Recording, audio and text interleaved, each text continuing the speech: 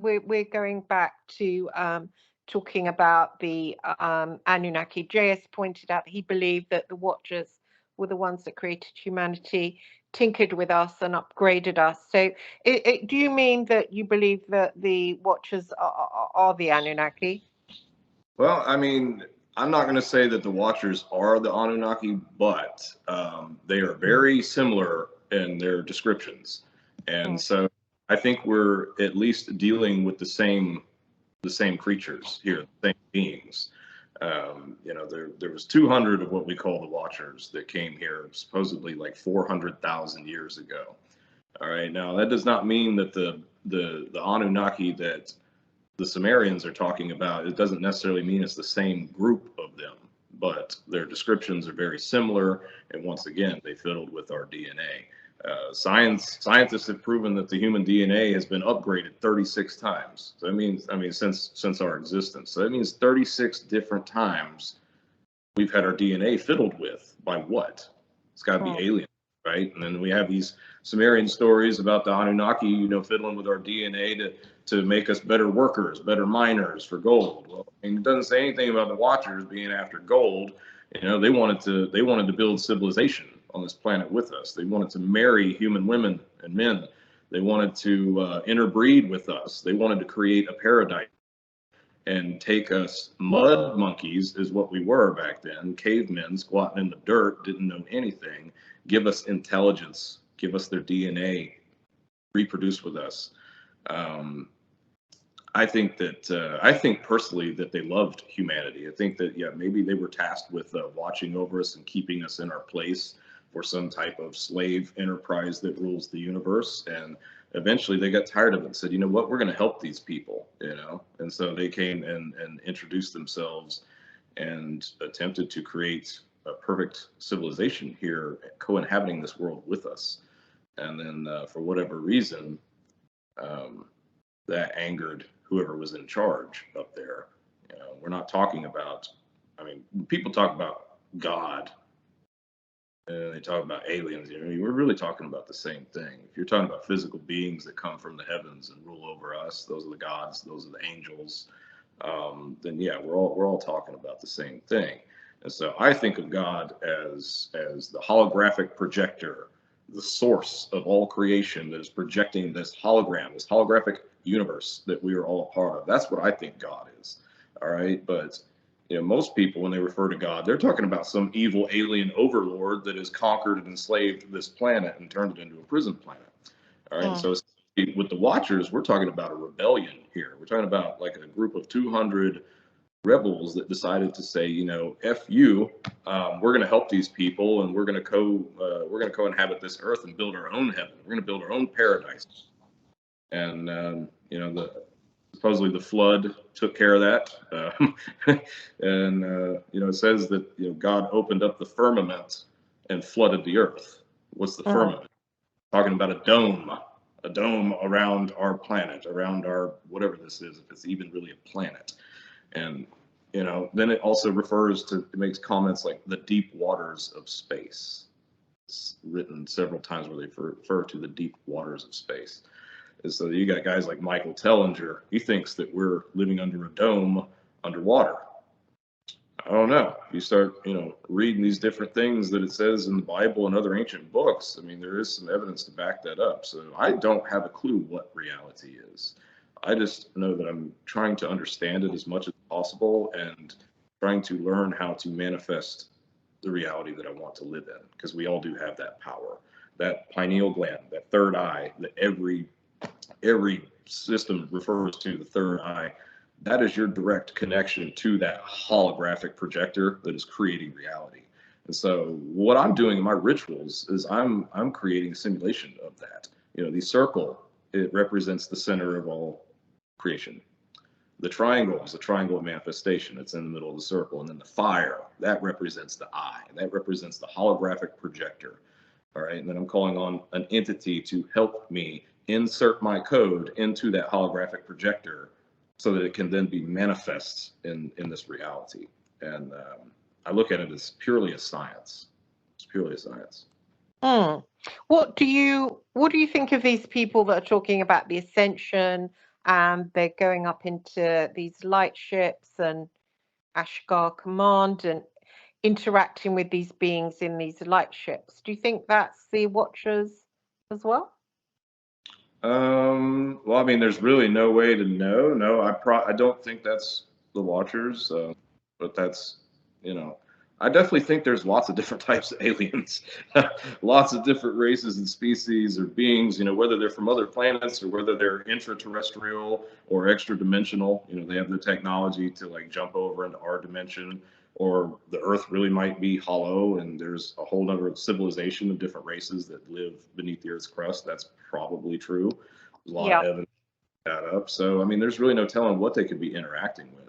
And they could also be modern humans from the future. You know, if we invented time travel, then we want to explore the past, but we would not want to alter the past because it would then alter our future. So if you did alter it or interact with us in any way, you would have to be very surgical in how you did that so that you didn't trigger a disaster in the near future, or you don't accidentally kill somebody and then wipe out a bloodline from the future.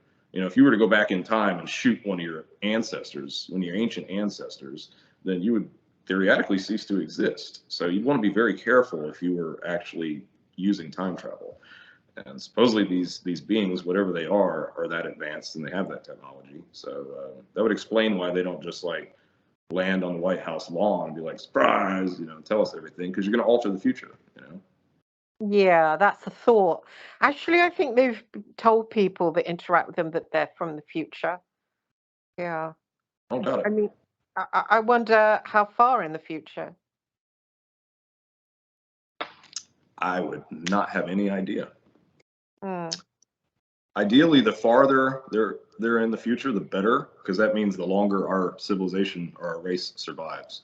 I mean, because you know, there's a lot of doomsday prophecies, and there's a lot of talk about the end of the world, and people have been talking about the end of the world since probably the beginning of the world. I mean, as far back as you can go, like they're talking about the end of the world coming.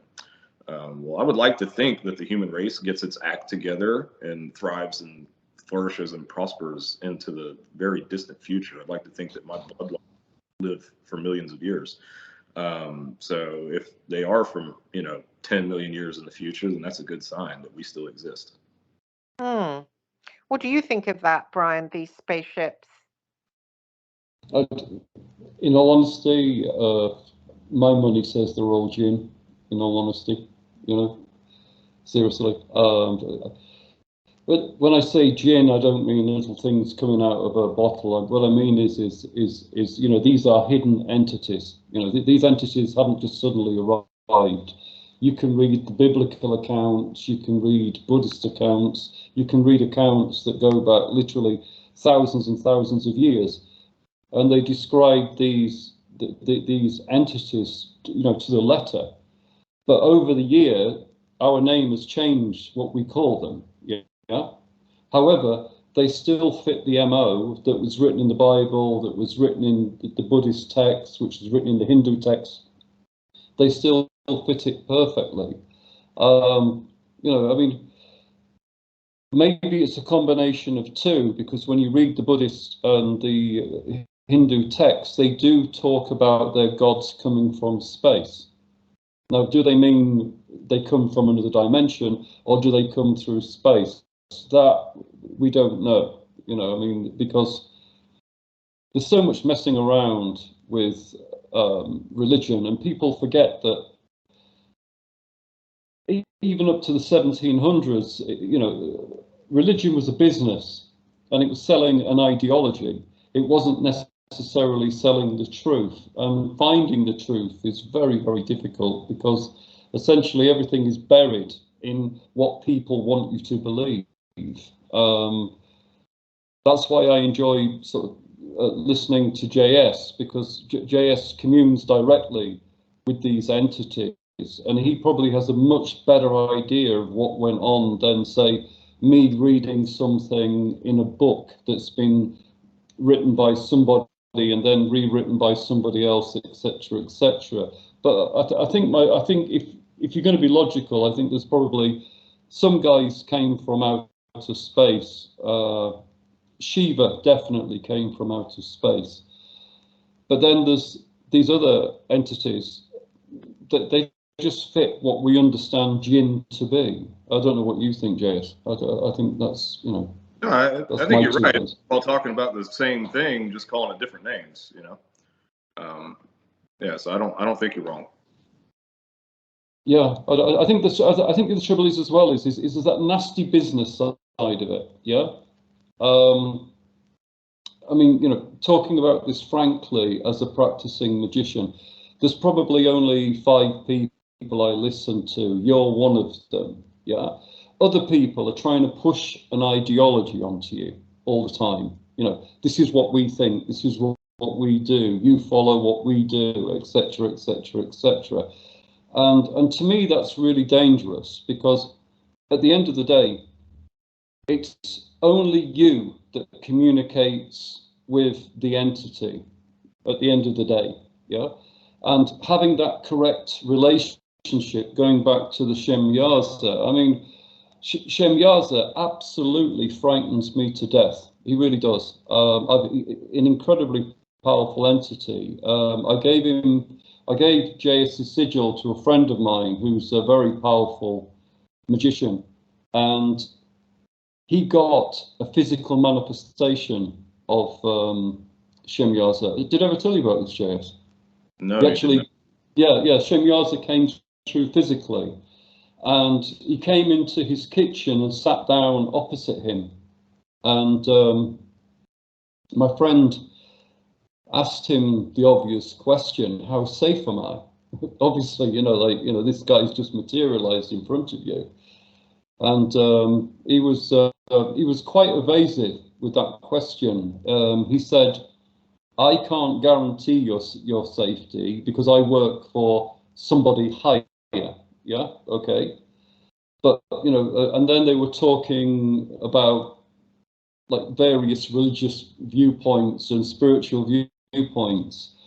And they actually got quite heated, which is very, very strange. And in the end, they agreed to disagree. And Shemyaza, before he went, said, I will come back and we'll pick up this discussion. And, you know, that was really, really interesting. You know, I mean, sort of. So what did he look like? That was my question. What did he look like? How he appeared to what? It was like a form that kept changing. Yeah, okay, like, you know, flickering. That's how my friend described him as. He was like flickering. He wasn't in one solid state all the time. He was like a kind of, if you like, a candle flickering all the time. You could tell who it was, but he was continually changing shape all the time, which was really interesting. But what did he do? He looked like a thorn, like a flower thorn, like a rose thorn. No, a form. He was a human form, but he kept flickering, and it was very difficult. What did he actually look like? Did he have a hood on? No. He, my friend described him as magnificent. You know, like literally overwhelming. You know, it was like good looking.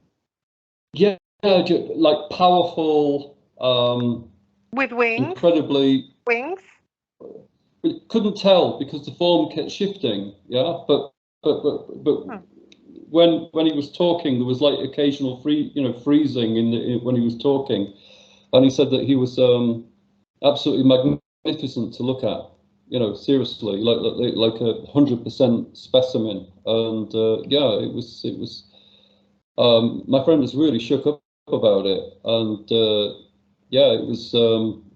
When I opened the sigil, I did some meditation with the sigil, and the sigil was in a window, and behind the sigil were trees, and all the trees were burnt. Okay, yeah, literally all the trees were burnt. Were opposite the sigil. You know, when Shemyaza came through, there was so much power. It was absolutely. I found him incredibly powerful. You know, incredibly powerful. A shaman friend of mine is a woman